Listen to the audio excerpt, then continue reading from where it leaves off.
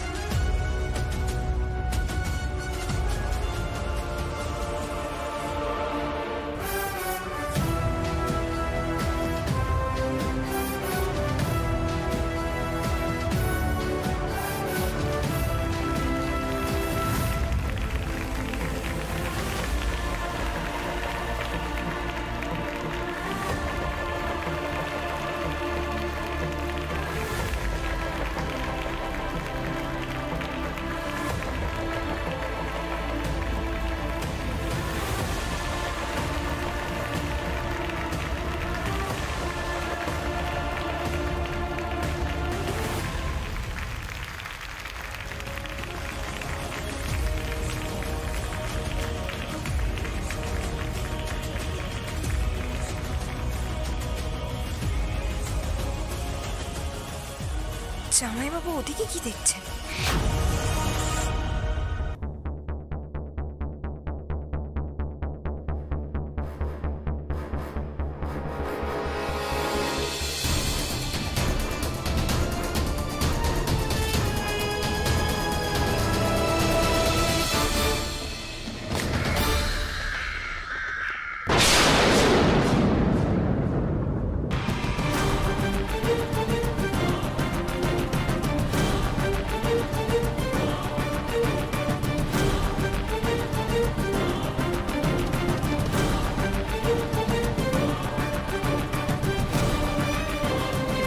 কি হলো? হ্যাঁ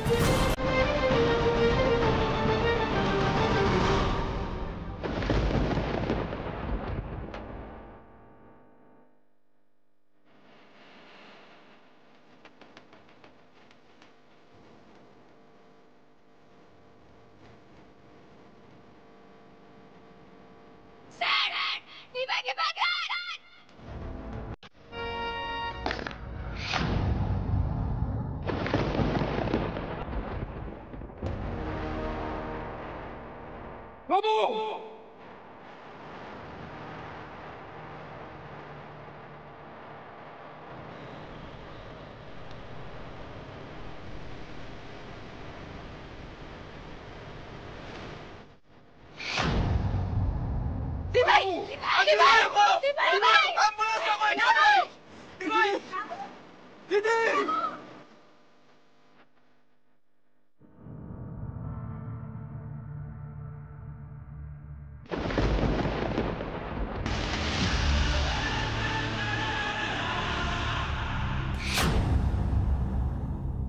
ডাক্তার ডাক্তার দেখুন আমার মেয়েটাকে।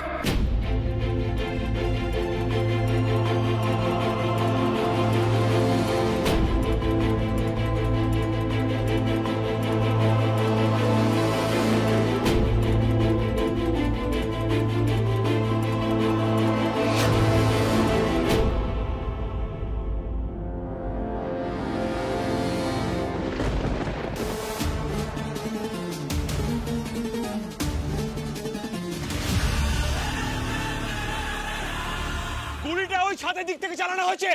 ছুটটা যেন পালাতে না পারে, তাড়াতাড়ি এসো। রুদ্র এদিক ওদিক তাকিও না ওদিকে, স্টেজে তাকাও। লাবু দিয়ে গুলি লেগেছে। চলো চলো রিকে এদিকে সামলা।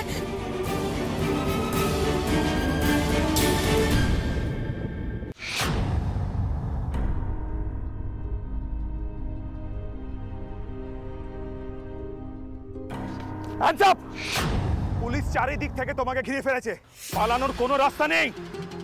সারেন্ডার করো, তুমি ধরা পড়ে গেছো। সারেন্ডার করো। কে পাঠিয়েছে তোকে? কে পাঠিয়েছে? No no no no no.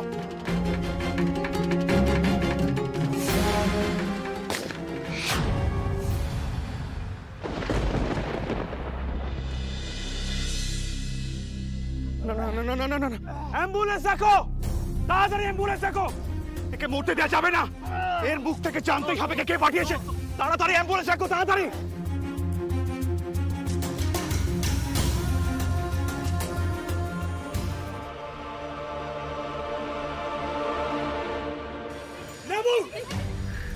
কেটে নিয়েছে এই বিপদের মধ্যে আমার স্ত্রীকে কেটে নিয়েছে। আপনি কি করে এটা করলেন? ও কোনোদিন এইসব কিছু করেনি। আপনি এত বড় বিপদে ফেললেন আমার স্ত্রীকে। মাস্টারমশাই কি জবাব দেবেন? মাকে এরপরে আপনি কি জবাব দেবেন? মাস্টারমশাই ইমিডিয়েট মেডিটার সুগমে নিয়ে যান। গুলিটা জাস্ট টাচ করে বেরিয়ে গেছে। Immediate immediate please please please. ছেড়ে দে, ছেড়ে দে।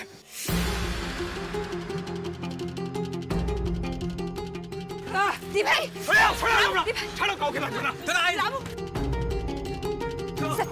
আপনি শুনুন, এদিকে শুনুন। জামাই বাবুর নাটক কিন্তু শুরু হয়ে গেছে। এই নাটকটাকে আমাদের থামাতে হবে।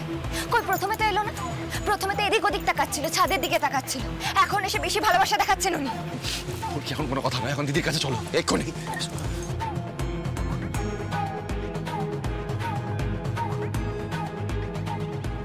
আপনি এত বড় বিপদে ফেললেন আমার স্ত্রীকে। মাস্টারমশাই কি জবাব দেবেন?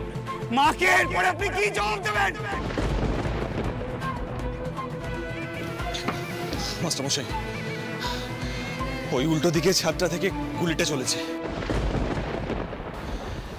একজন শুটারকে ধরা গেছে, কিন্তু সে নিজেকেই গুলি করেছে। ওকে হসপিটালে নিয়ে যাচ্ছে মাস্টারমশাই।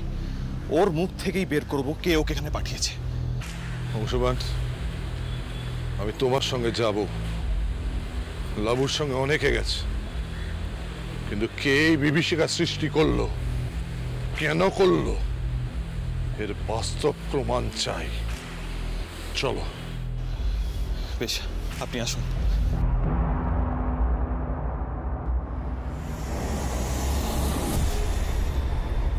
আসুন ডক্টর চ্যাটার্জি, প্লিজ আসুন। শোন আর ওই শোন।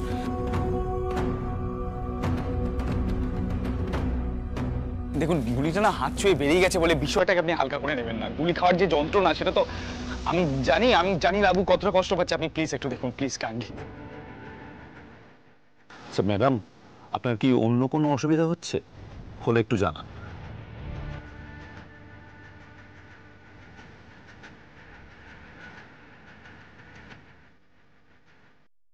না ডাক্তারবাবু,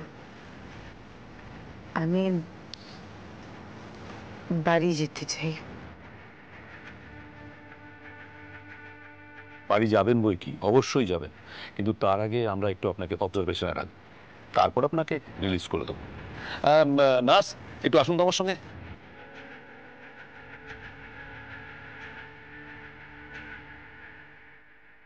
একদম বাড়ি যাওয়া যাবে না।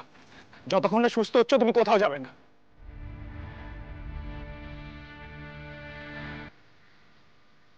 ম্যাডাম, হঠাৎ করে শখ হলো রাজনীতিতে নামার। কে এইসব ভূত তোমার মাথায় ঢোকাচ্ছে বলো তো?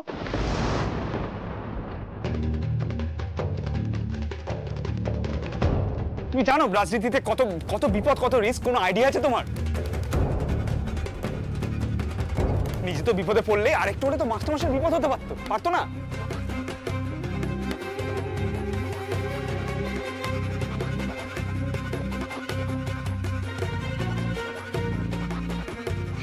আমি একটা কথা বলবো জামাইবাবু। হ্যাঁ, তুমি তো কথা বলবেই। এত বড় একটা ঘটনা ঘটে গেল ফুলকি দাস, তুমি কথা না বললে হবে নাকি? বলে ফেলো, বলো। আমি কিন্তু দেখেছি। কি দেখেছোটা? কি দেখেছো? যখন দি ভাইয়ের ওপর একের পর এক গুলি চালানো হচ্ছিল, তখন আপনি এদিক ওদিক দেখছিলেন।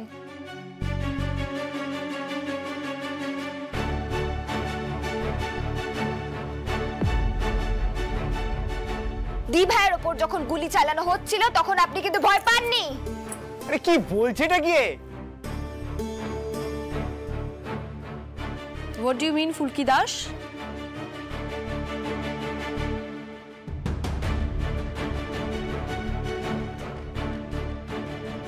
তোমার কি এখন রুদ্রদার বিরুদ্ধে সবার মনটা বিষিয়ে দেওয়াটা এখন পাস টাইম হয়ে দাঁড়িয়েছে?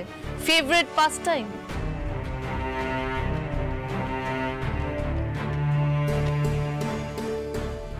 বুঝতে পারছি না, তুমি আর তোমার দিদি যা শুরু করেছো, তোমরা তো এই পরিবারটাকে ধ্বংস করে দেবে।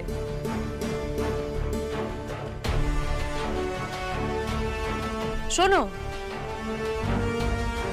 ফুলকি দাস, তোমার দিদি ভাই স্টেজে উঠেছে, তুমি তার দিকে না তাকিয়ে মাইনিউটলি আমাদের রুদ্রদাকে ফলো করছিলে। বাহ,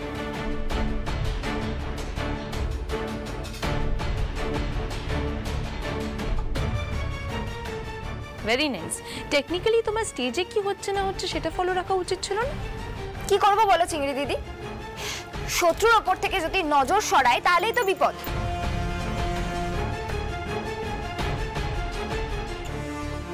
ভাগ্যিস নজরটা রেখেছিলাম, তাই মনে হয়েছিল কি হয়তো একটা বিপদ হতে পারে, তাই জন্যই তো আমি স্যারকে চিৎকার করে ডাকতে পারি। দাঁড়াও দাঁড়াও দাঁড়াও, কি বলছো কি? তোমার কথার মানে কি?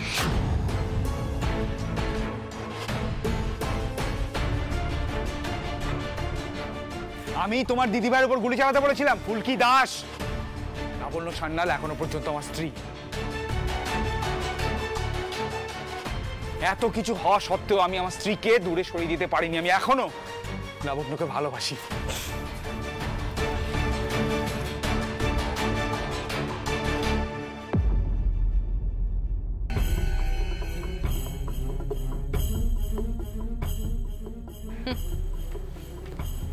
হাসির কথা হচ্ছে? হাসছো যে? রুদ্ররূপ সান্যালের মুখে ভালোবাসা শব্দটা শুনলাম না, তাই হাসি পেয়ে গেল।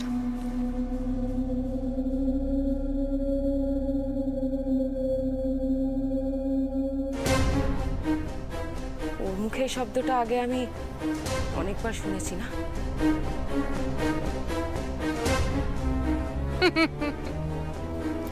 এবার আমার হাসি পেয়ে গেল। মানে এই ফুলকি দাসের গ্যাংটা না আমি ঠিক বুঝি না, মাথা মুন্ডু নেই কোনো। আচ্ছা, ওরা যে লাবুদির প্রতি দরদ দেখাচ্ছে, কোন গ্রাউন্ডে দেখাচ্ছে? মানে লাবুদির মনের কথা কিছু বোঝার চেষ্টা করো তোমরা।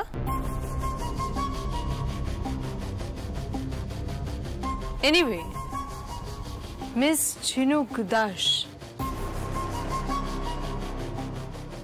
তুমি ঠিক এত কথা বলছো কিভাবে বলো তো? টেকনিক্যালি তোমার তো এখন জেলে থাকার কথা। রুদ্রদা আমাদের পরিবারের কথা ভেবে, সম্মানের কথা ভেবে তোমার উপর কোনো কেস করেনি। You should be grateful to হিম।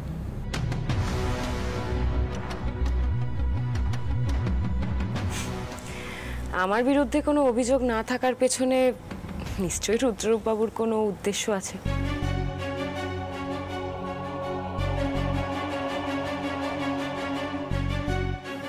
সেটা না হয় পরেই জানা যাবে, কারণ অন্য কারোর মান সম্মানের কথা ভেবে তো উনি আজ পর্যন্ত কিছু করেননি।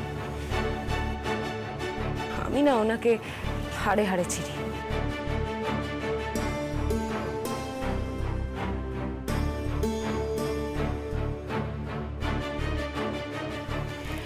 সরি মিসেস সান্যাল, আপনার সামনেই এইসব আলোচনা হচ্ছে। আসলে কথাগুলো উঠলো তাই বললাম।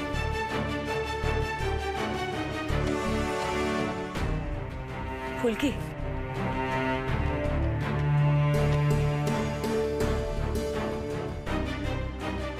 আসি রে বোন, বড় কোনো অঘটন ঘটেনি, এটাই মা কালীর দয়া। আসি।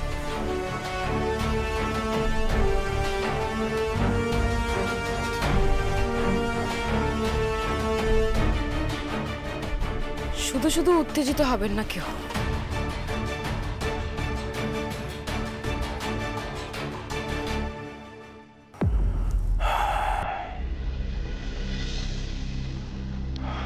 কাজ নেই তোর? তুই তোর কাজ আছে, আমি আছি এখানে।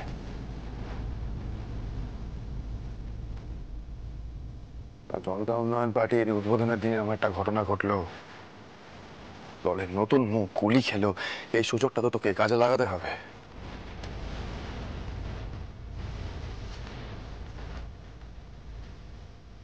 আর যতদূর আমি জানি এই সুযোগগুলো টাটকা টাটকা থাকতেই কাজে লাগিয়ে নেওয়া ভালো, তাই না? যা তুই, আমি দেখছি এদিকে। মানে আমি এখানে থাকলে তো খুব অসুবিধা হয়ে যাচ্ছে। আমার সামনে দিদির ব্রেন ওয়াশটা ভালো করে করা যাচ্ছে না, এটাই সমস্যা তো। ধানু, সবাইকে বল এটা নার্সিং হোম।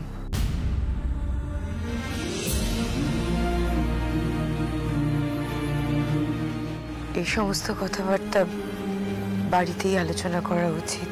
আর আমি এখান থেকে সোজা রায়চৌধুরী বাড়িতেই যাব। হ্যাঁ তা তো যাবেন, বেশ যাও। সমস্ত কথা রায়চৌধুরী বাড়িতে গিয়ে হবে, মুদ্রা কথা সব রাজনীতি টাজনীতি করা যাবে না।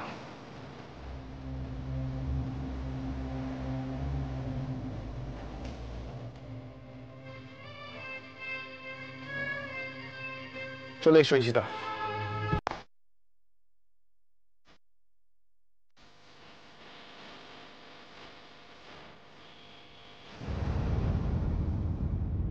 দি ভাই, তুই রুদ্রদার কথা শুনবি? মানে এরকম জোর খাটিয়ে গেল হঠাৎ করে, তোর ওপর এত অধিকার ফলাচ্ছে কি করে দি ভাই? দেখ কেন, রুদ্রর কথার ভিত্তিতে আমি কিছু বলছি না,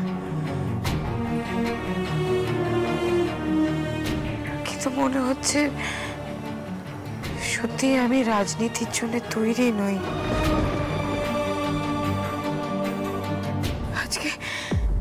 আজকে গুলিটা তো বাবার গায়েও লাগতে পারত। বল দিদি দিদি দিদি,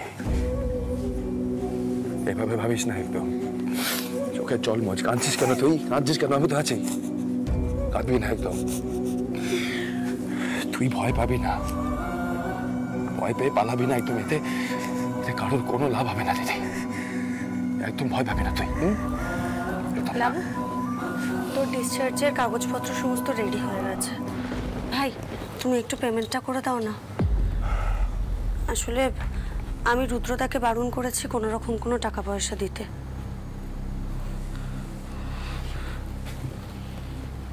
ঠিক করেছি তো?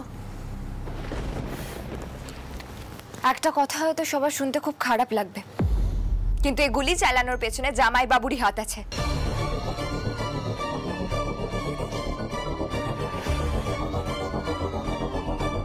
বোধহয় উনি ভেবেছিলেন যে সবাইকে ভয় দেখিয়ে সরিয়ে দেবেন, অথবা হয়তো ভেবেছিলেন যে জনতা উন্নয়ন দলের নতুন মুখের ওপর গুলি চললে কেউ আর আসবে না দলের হয়ে দাঁড়াতে।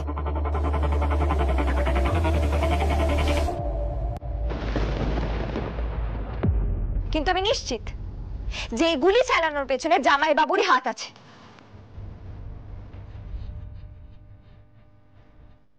দি ভাই, তুমি যদি সরে দাঁড়াও তাহলে কিন্তু জেঠুমনির হার হবে।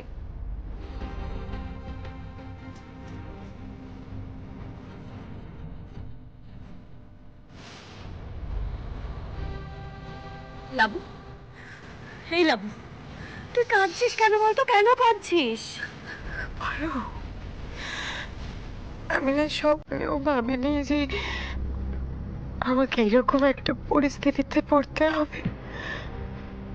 আমি খুব সাধারণ মেয়ে, আমার এত পরিবর্তন, এই সিদ্ধান্ত নেওয়ার মতো ক্ষমতা আমার নেই। পারো তোরা যে কেন শুধু শুধু আমাকে জোর করে রাজি করালি এই দলের নতুন মুখ হওয়ার জন্য, আমি জানি না। আমার এত ক্ষমতা নেই আমার।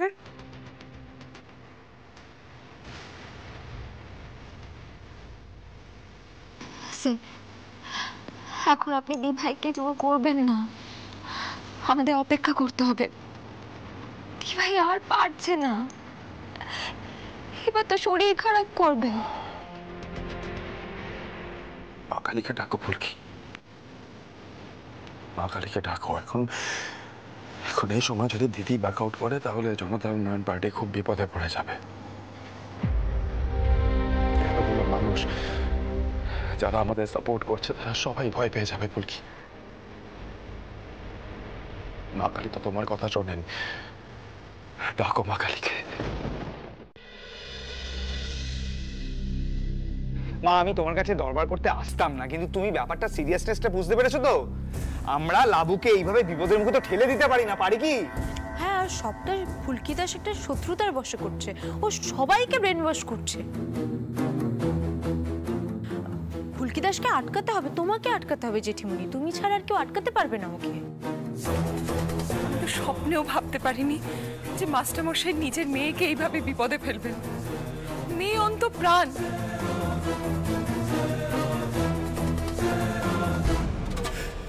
শেষকালে মাস্টারমশাই কিনা লাবুকে নতুন দলের মুখ করলেন। আমি কোথায় ভাবলাম ফুলকি হবে নতুন মুখ। ভগবানের অশেষ দয়ায় নেহাত লাবণ্যর কতটা অল্প। যদি আমার মতো অবস্থা হতো তাহলে কি হতো তুমি ভেবে দেখেছো একবারও?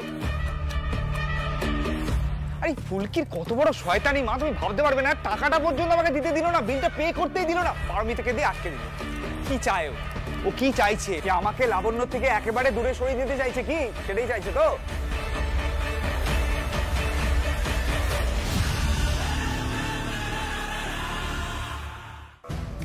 দেখো সব দিকে গ্যাস, এই সবটা হচ্ছে শুধুমাত্র ফুলকি দাসের জন্য।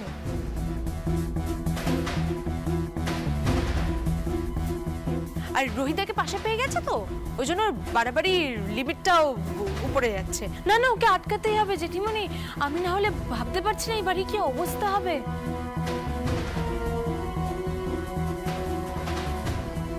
লাবু,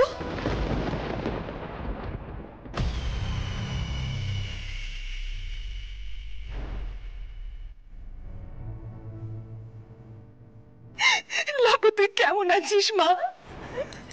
আমি নার্সিং হোমে যেতে চেয়েছিলাম, তোর বাবা আমাকে বলল ওখানে অনেক লোকজন, তুমি আর ভিড় বাড়িও না। জোর বাচ্চা বেঁচে গেছে আমাদের লাবু, জোর বাচ্চা বেঁচে গেছে।